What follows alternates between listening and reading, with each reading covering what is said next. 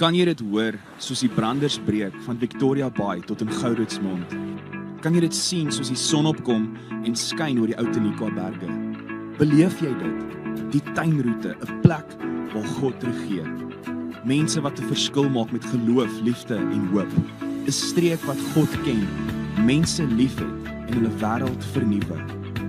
Habakuk 2 vers 14 sê, die aarde sal gevul word met die kennis van die heerlikheid van die Here, soos die waters die seebodem bedek. Welkom by Doxodeo Tuinroete.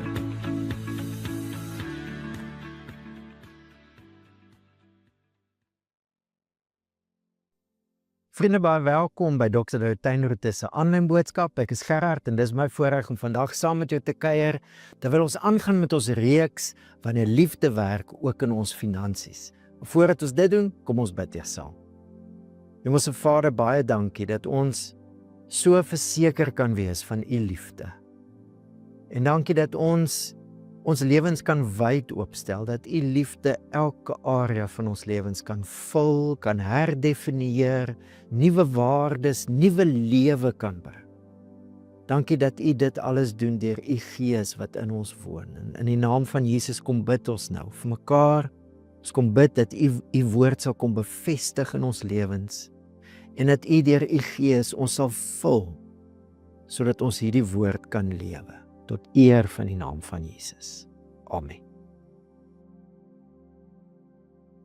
Vriende, vandag is natuurlik ook 'n baie spesiale dag, Vadersdag, nie Paasnaweekie. Dis 'n simpel grappie. Vadersdag en van my kant af geseënde Vadersdag aan al ons paas. Dankie vir die rol wat jy speel in jou gesin, in ons as 'n gemeente, in ons gemeenskappe. Seën vir jou. En die tema van hierdie kwartaal, wanneer liefde werk, dis ons gebed vir jou, dat jy in jou eie persoonlike lewe sal weet, God het jou lief, en God se liefde werk ook deur jou na ander mense toe. Dis ons die kwartaal begin het, by 'n oortuiging, 'n sekerheid. As dit kom by liefde, wil God hê ons moet sekerheid hê dat hy ons liefhet. Onthou jy Romeine 5, stel dit so treffend. Toe ons nog magteloos was, het Christus immers op die regte tyd vir die goddeloses gesterf. Regte tyd, timing, né? Timing is alles. God se tydsberekening was perfek. Wat bedoel hy daarmee? 'n Mens sal nie maklik vir 'n regverdige persoon sterf nie. Al sou 'n mens dalk nog die moed hê om vir so 'n goeie persoon te sterf. God bewys sekerheid. God bewys egter sy liefde vir ons daarin dat Christus vir ons gesterf het toe ons nog sondaars was. Die sekerheid wat God wil hê ons in ons moet ronddra oor sy liefde vir ons, is 'n sekerheid wat gebou is op die feit, op God se tydsberekening. Niemand van ons was in die posisie wat ons sy liefde verdien het nie. Ons was sondaars. Die hoofstuk verder sê, toe ons nog sy vyande was, het hy ons met hom versoen. Ons het 'n lewe gelewe wat vyhandig was teenoor God. En in daai toestand het God ons so lief dat Christus sy lewe vir ons gee. Maar die tema van hierdie kwartaal het vir ons uitgelig dat wanneer liefde werk, is dit nie net God wat sy liefde aan ons bevestig nie. Romeine 5 doen dit en ons het nou uit die Korintiërsbriewe uitgekuier en dit oor en oor gesien. God se liefde is nie net 'n liefde wat hy vir ons het nie, maar dis nou 'n liefde wat van ons vennote maak, medewerkers. Wanneer sy liefde werk, werk ons saam met hom. Romeine 5 vers 5 sê dit, God het sy liefde in ons harte uitgestort deur die Heilige Gees. Hoekom? Sodat ons saam met hom kan werk. 2 Korintiërs 13:13, die seëngebed, die genade van die Here Jesus Christus, dis hoe ons die liefde van God ken, het nou 'n gemeenskap van die Heilige Gees geword, 'n koinonia, 'n partnership. Dis ons seëngebed vir elke pa. mag jy die vennootskap ken, dat God jou persoonlik lief het, en dat hy jou persoonlik nou 'n medewerker gemaak het van sy liefde. Wanneer liefde werk, is nou 'n vennootskap, 'n samewerking met die Heilige Gees. En in hierdie kwartaal het ons nou prakties gekyk, hoe lyk dit in verhoudinge, en hierdie paar weke waarmee ons nou vandag klaarmaak, hoe lyk dit in ons finansies. So al ons paas, seën vir jou. Wanneer liefde werk, mag dit die seën van God in en deur jou lewe wees. Maar vir elkeen van ons, dis die vennootskap waarin ons staan. Dis waarmee God ons kom seën het, toe ons dit nie verdien het nie. Toe ons nog sondaars was. 'n Vennootskap van sy liefde, wat ook in ons finansies werk. En hoe lyk dit? As jy nou die eerste 3 weke van die reeks gemis het, asseblief gaan luister dit, sodat jy die geheel prentjie kry. Want waaroor die reeks nie gaan nie, is dis nie 'n klomp leiers wat nou geld uit gemeentelede uit probeer kry nie. Ek het so 'n snaakse storie die week gehoor van die 2 mans wat uitspoel op 'n eiland.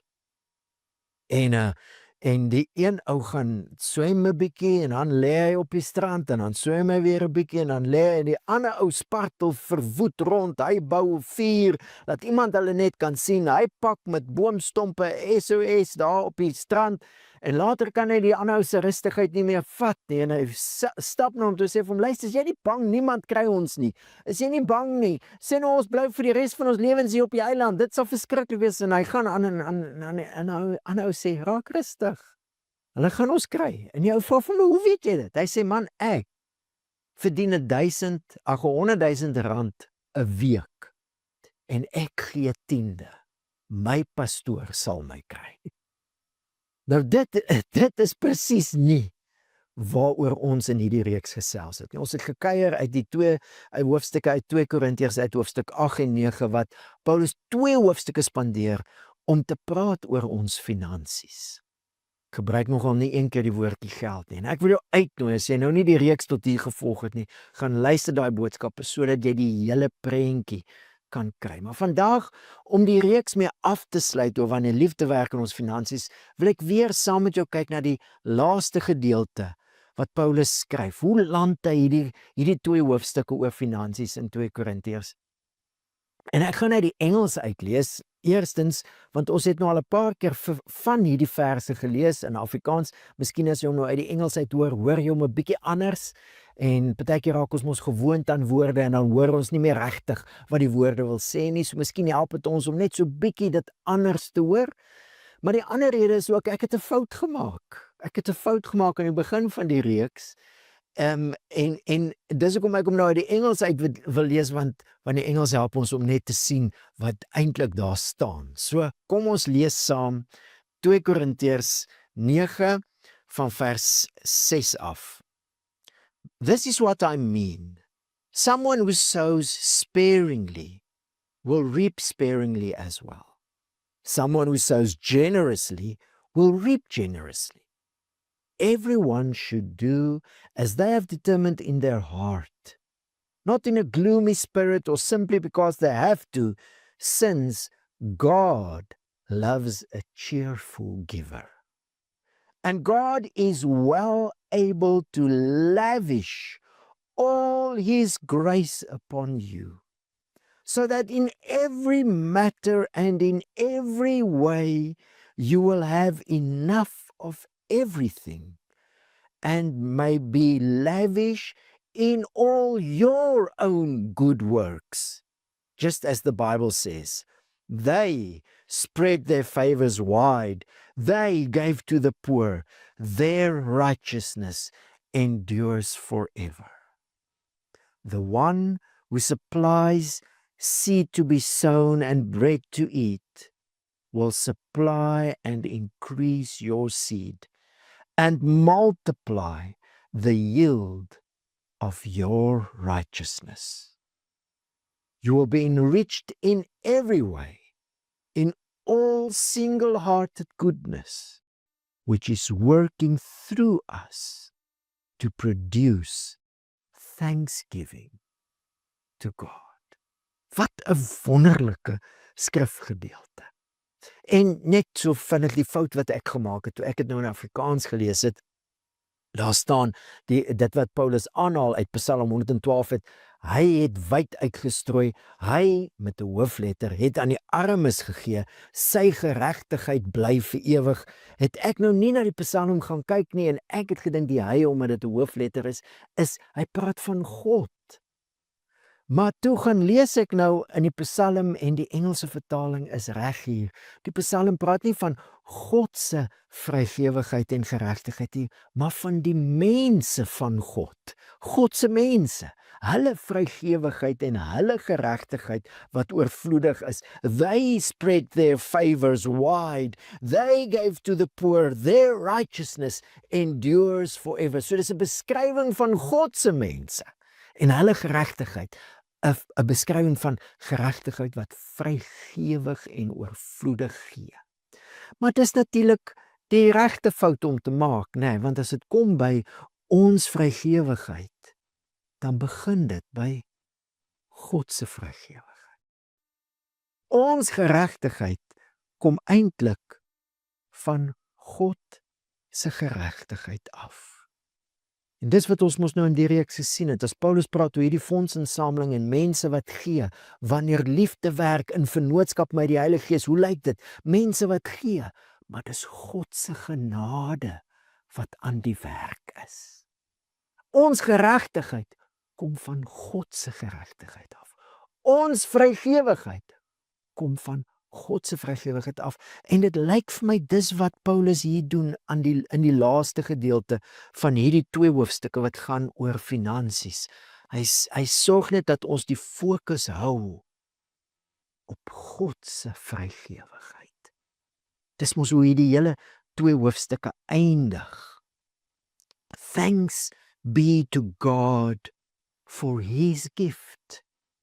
The gift beyond anything words can describe. God se vrygewigheid is die oorsprong van gee.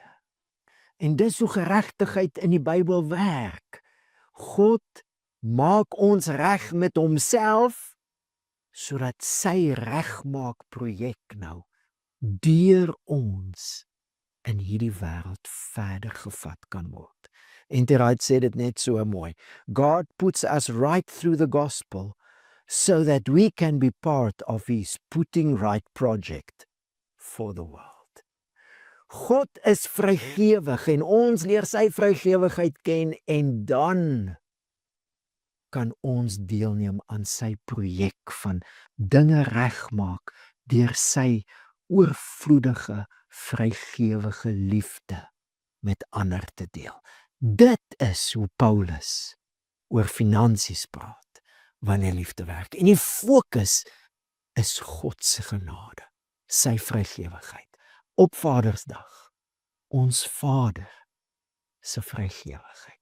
Kan ek jou uitnooi, as dit die prentjie is, lees gou saam met my net vinnig weer 'n paar van die versies en dink in die eerste plek nie aan ons vrygewigheid nie, maar aan God se vrygewigheid wat nou deur ons lewe weerspieël word. Hy sê wie karig saai sal karig maai, wie oorvloedig saai sal oorvloedig maai, sal oorvloedig oes. Is dit nie presies hoe God gegee het nie? Oorvloedig. Dink gou so 'n bietjie aan die skepping. God wat oorvloedig skep. Nee? Oorvloedig. Daar's geen skaarsheid in hoe God geskep het nie. Ons ontdek nou nog dinge. Hoeveel miljoene jare vandat God dinge geskep het, ontdek ons nou nog. Hy het oorvloedig geskep. Iemand het in die week het ek so mooi ding gehoor wat iemand gesê het, God het vir ons 2 boeke gegee met sy woord in. Die een is die Bybel en die ander een is die Skepper. En vriende, as jy nou net 'n bietjie ernstig is oor jou geloof, dan het jy nou al altyd die boeke 'n bietjie gelees. En altyd die boeke sê, God saai oorvloedig. gee oorvloed in sy skepping en die Bybel wat vir ons vertel van Christus. God wat niks gespaar het nie. Niks gespaar nie. Ek sal 'n bietjie terughou. God wat sy alles gegee het. En dan die volgende vers sê ons, laat elkeen gee soos hy vooraf in sy hart besluit het, nie met droefheid of onder dwang nie.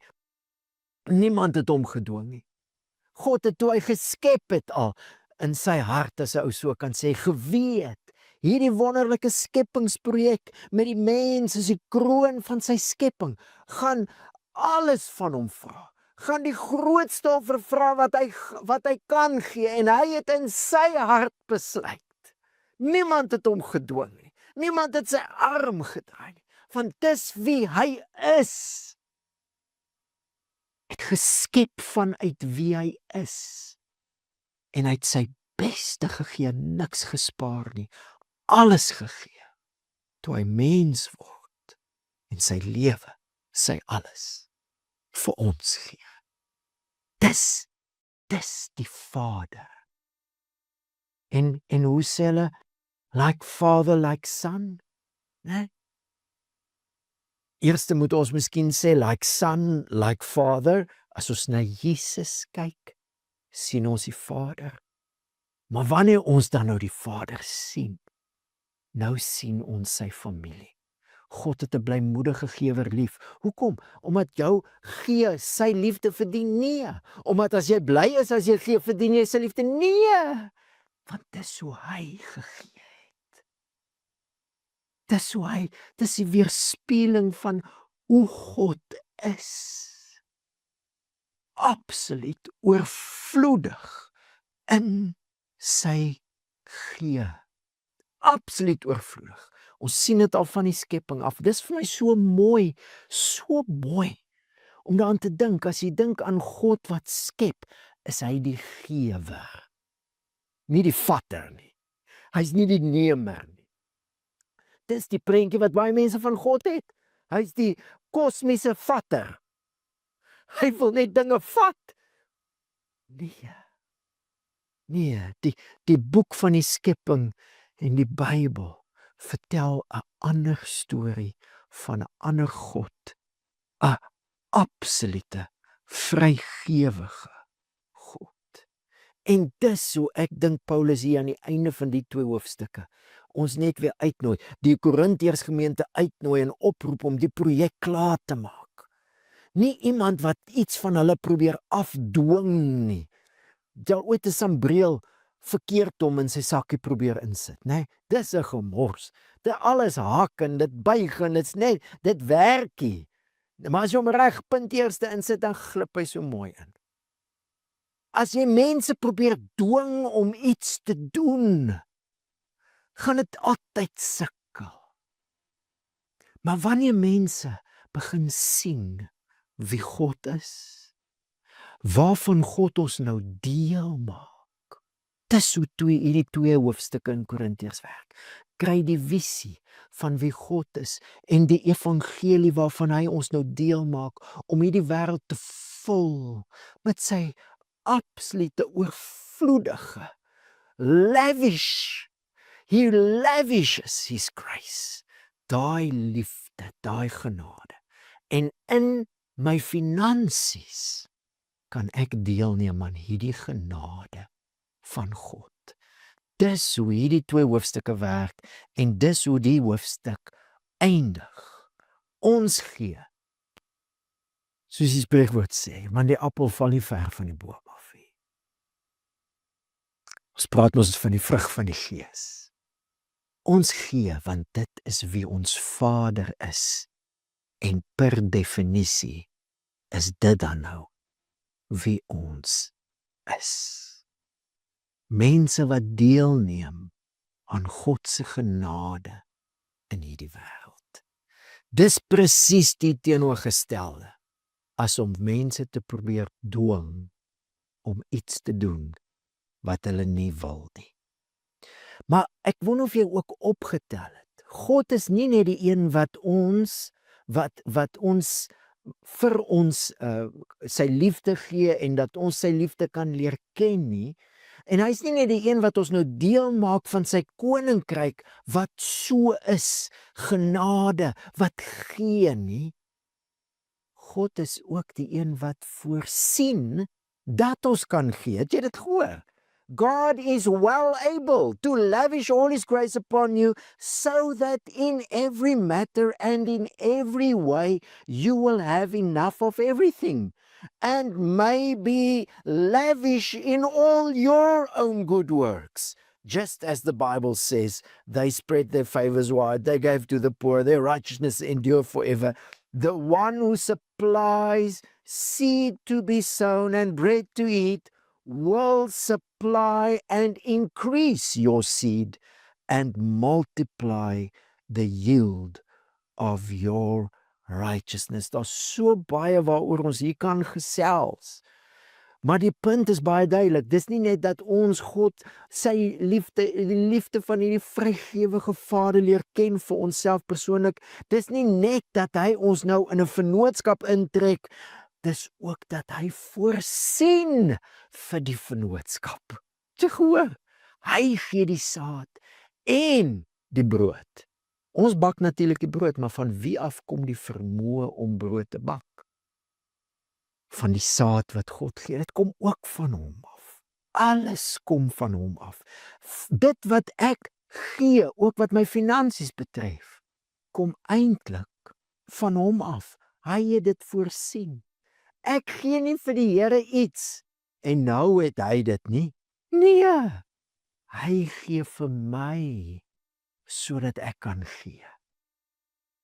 Alles wat ons gee, alles wat ons het, kom van hom af. En vriende, as ek dink aan dit, dan gaan my gedagtes altyd na daai storie van Dawid toe.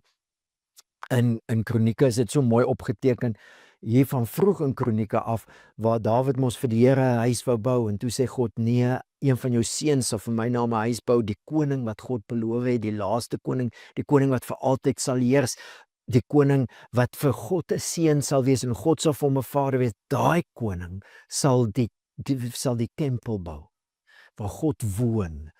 En Dawid is nie daai koning nie, een van Dawid se seuns, maar Dawid het begin met die fondsinsameling vir daai bouprojek, en hy het geweldige groot offers gebring. Ek bedoel die oorvloed van dit, ons het in 'n vorige reeks hieroor gepraat, hoeveel biljoene dollar dit op neerkom in vandag se terme, wat Dawid gee, en toe hy so oorvloedig gee, toe gee die leiers van die volk oorvloedig, en toe die volk sien hoe hulle leiers gee, toe gee hulle, en toe bid Dawid hierdie gebed, toe hierdie groot offergawe nou gebring word, sodat die tempel gebou kan word, bid Dawid hierdie gebed, geseënd is U, Here. Dis vir my mooi woorde. Ons gee, maar God is die geseënde een. Interessant, dis hy wat ons seën, hy is die geseënde. Geseënd is U, Here, rykdom en eer kom van U. Alles kom van U, en wat ons aan U gee, kom uit U hand. Dis natuurlik 'n heel ander manier van dink as hoe ons wêreld dink, né? Ons wêreld sê, as jy iets het, het jy dit verdien, jy het dit verkry, en jy hou dit, jy moet dit beskerm, ten alle koste. Dis joune.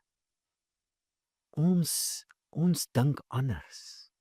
Ek wonder of daai manier van dink nie baie keer lei tot 'n skaarsheid mentaliteit. Ek het hard gewerk hiervoor, dis myne, ek hou vas aan wat, ek klou vas aan wat ek het. Tussentyd klou dit miskien jou vas. Ek klou vas aan wat ek het, want is myne. Ek wonder of daai myne, daai besitlikheid, daai eie ekkigheid, soos daai een oom gesê het, of dit nie baie keer maak dat ons dink daar's net genoeg in die wêreld.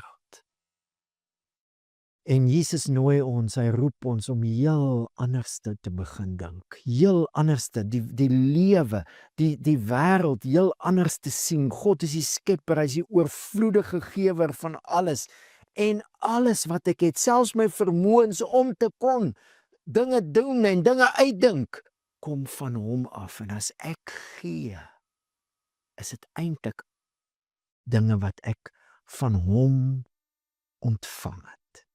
En vriende, hier is dan waarmee ek hierdie reeks wil afsluit. Wanneer ons dink aan gee, dit is hoe Paulus hier praat, wanneer liefde werk in ons finansies. En ons hoor dat alles wat ons het, kom eintlik van God af.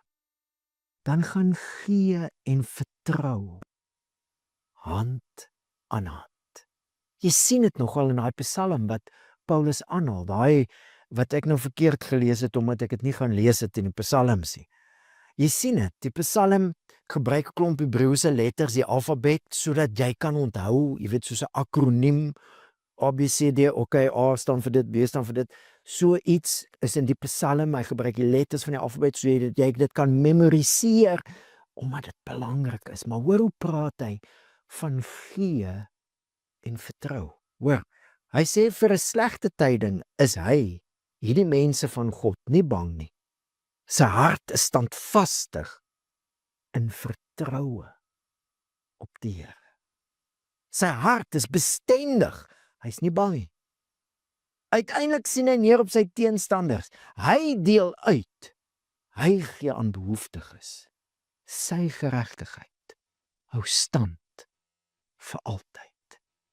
Wat 'n beskrywing van God se mense. Hulle is oorvloedig in wat hulle gee. Hulle is nie bang nie. Natuurlik kom maar slegte tydings vir almal. In hierdie wêreld gaan ons verdrukking hê, het Jesus gesê. So slegte tydinge, slegte dinge gebeur, planne werk nie altyd uit nie. Partykeer is daar oor genoeg rede om bang te wees. Kyk maar hoe die wêreld nou is, né? Maar God se mense, selfs in sulke tye, is mense wat uitgeken word aan gee. Waar kom dit vandaan? Want hulle harte is bestendig, seker, daar's 'n vastigheid in hulle binneste. Waar kom daai vastigheid vandaan? Hulle is standvastig in vertroue op die Here. Die bron van die gee is die vertroue op God. Vertroue, soos ons nou ook gesels het, in God se goedheid. Sy vrygewigheid, ons Vader, wat so absoluut vrygewig is. 'n Vertroue in wie God is. Hy sal oorvloedig voorsien, nie net dat ek in my behoeftes genoeg het nie, maar dat ek kan gee. Gee en vertrou gaan hand aan hand. En kan ek net gou dit sê, vriende, hierdie Psalm beskryf God se mense. As ons praat oor geregtigheid, dan praat ons oor ons wat in Jesus glo, is nou in Christus. God se mense. God se geregtigheid. Ons is in Christus hierdie tipe mense. Ons probeer nie om soos daai Psalm te lewe nie. Dis wie ons is in Christus. Dis wat God vir ons kom doen het. Die appel val nou regtig nie ver van die boom af nie, want ons is nou ingeënt in Christus. Ons is in hom sulke tipe mense. Mense wat God vertrou en daarom gee. En kan ek gou jou uitnooi om so te dink aan die vennootskap van die Heilige Gees ook. Die Heilige Gees wil my en jou nou help, want dis wie ons is in Christus. Hierdie nuwe mense. Hierdie mense wat God vertrou en vrygewig lewe. Die Heilige Gees vennootskap wil my en jou nou help om dit in te oefen, want dis wie ons is. En onthou wat ons gesê het in die verhoudingsreeks, dit wat jy inoefen, raak jy goed in. Vertrou God. Leef vrygewig. Leef vrygewig en vertrou die Here. Dis so 'n wonderlike dans tussen gee en vertroue. En ek wil jou uitnooi om die uitnodiging in dit te hoor. Die uitnodiging is die Heilige Gees wil my en jou help om so te lewe. Dis deel van wat ek hoor wanneer Jesus praat. Dit is baie treffend. Ons het hieroor gepraat, die skat in ons hart. Maar daai hele hoofstuk 6 Matteus, hy begin by liefdadigheid, dan praat hy oor gebed. Dan praat hy oor die skatte van ons harte.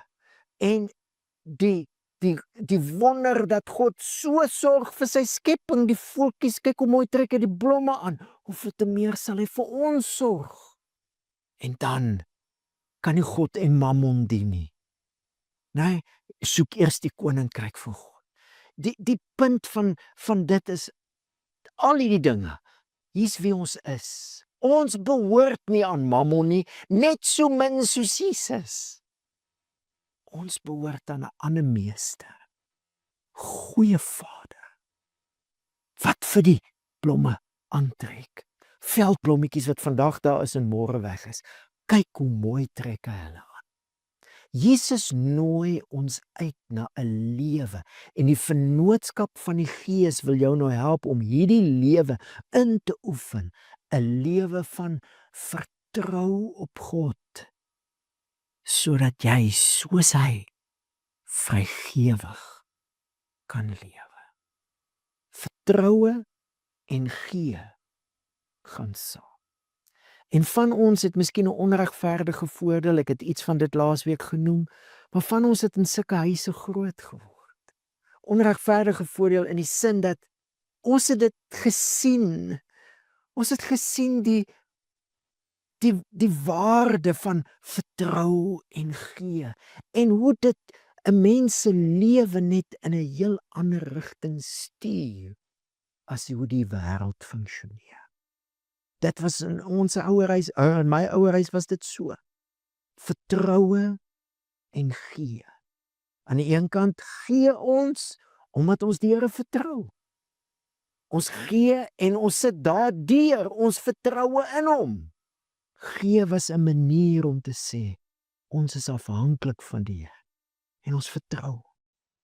En aan die ander kant gebed, waar alles in ons huis, my pa het gebid daaroor. Ek onthou, as ek gedink het ek dop eksamen, dan het hy gebid, en as hy vir my sê, moenie worry nie, jy's deur, dan het ek geweet, ek hoef nie eens te worry nie, ek het geworry, tot die punt te kom, maar ek het geweet, my pa het gebid, en hy vertrou God.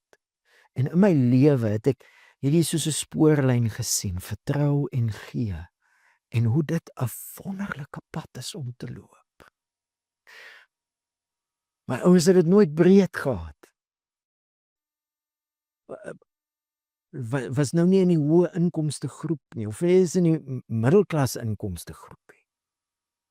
Maar daar was vir my as kind nooit 'n gevoel van, daar's tekort. 'n Lewe van vertrou en 'n lewe van gee maak jou lewe ryk. En dis die uitnodiging, en ek dink dis 'n goeie plek om hierdie reeks te land. 'n Lewe waar jy leer, jy kan regtig op hierdie God staat maak. Hoe het Jesus gesê, net in die volgende hoofstuk, as julle wat sleg is, weet om goeie dinge vir julle kinders te gee. Hoeveel te meer sal julle hemelse Vader nie die goeie gee wanneer julle hom bid nie. Om die Here te vertrou. Hoe lyk dit in die praktyk? Wel, as ek het, hoe vertrou ek die Here as ek iets het? Ek sê vir hom dankie, ek ontvang dit van hom af. Al het ek hard gewerk, waar kom my vermoëns vandaan? Waar kom die oop deure dat ek werk het vandaan? Alles kom van hom. Alle goeie gawes kom van die Vader, en vertroue wanneer ek het, sê dankie en ek gee. Vertroue wanneer ek nie het nie. Vertrou ek die Here, ek bring daai dinge na hom toe. Paulus sê dit, hy sê dit nogal op 'n baie treffende manier. In Filippense 4, ek weet om verneder te word, ek weet om oorvloed te hê. In elke opsig en in alle dinge is ek onderrig, om versadig te word sowel as om honger te ly, om oorvloed te hê sowel as gebrek te ly. Ek is tot alles in staat deur Christus wat my die krag gee. Hier's die vennootskap van die Gees, die krag van die Heilige Gees in jou, om in alle omstandighede God te vertrou. God te vertrou, jou probleme na hom toe te bring, as daar niks is nie, hom te vertrou. Hy sal jou nie in die steek laat nie. Ja, die Bybel is vol van dit. Hebreërs 13, né? Juis as hy praat oor geld, dan sê hy, laat julle lewe vry wees van geldgierigheid, want hy het beloof. Hy het beloof. Ek sal jou nooit alleen laat nie. Ek sal jou ook nooit in die steek laat nie. Daarom kan ons sê, God is vir my 'n helper. 'n Lewe van vertroue bring 'n vastigheid, 'n sekerheid in jou. En dit stel jou in staat om te kan gee, vrygewig te kan leef. En dis hoe ek dit ook gesien het in ons ouerhuis. Dit was aan die een kant vertroue wat gemaak het dat ons kan gee, dat ons genoeg het. Die Here het voorsien op allerlei maniere. My pa moes baie keer 2 werke doen, maar hy het 2 werke gehad. Die Here het voorsien, dis hoe hy dit gesien het. Vir God dankie gesê en het hard gewerk, maar alles kom van hom af. So, daarom kon ons gee. Maar terselfdertyd, wanneer ons gee, het dit hierdie vertroue in die Here versterk. En vriende, dis dan waar ek die reeks sal wil eindig. Paulus skryf, hy sê as hy praat oor ons gee, dan sê hy dat die mense, die mense wat vir wie die Korintiërs gee, die gemeente in Jerusalem, hy sê hulle sal op grond van die bewys wat deur hierdie diensbetoning geleef word, verheerlik hulle God oor julle gehoorsaamheid aan julle belydenis van die evangelie van Christus. Die grootste beweging op aarde, die koninkryk van God, die goeie nuus van Jesus se koningskap, het ek en jy nou die voorreg om deel te neem aan. En ek kom agter, baie keer wanneer mense ook hulle finansiële vennootskap begin uitleef, versterk dit hulle geloof, dat hulle deel is van die werk van die Here. En hulle begin met meer geloof bid. Bid vir die werk van die Here, bid vir die gemeente, bid vir die uitbreiding van die koninkryk, bid vir hulle omgewing, want hulle is nie nou meer net geïnteresseerd nie, they are invested.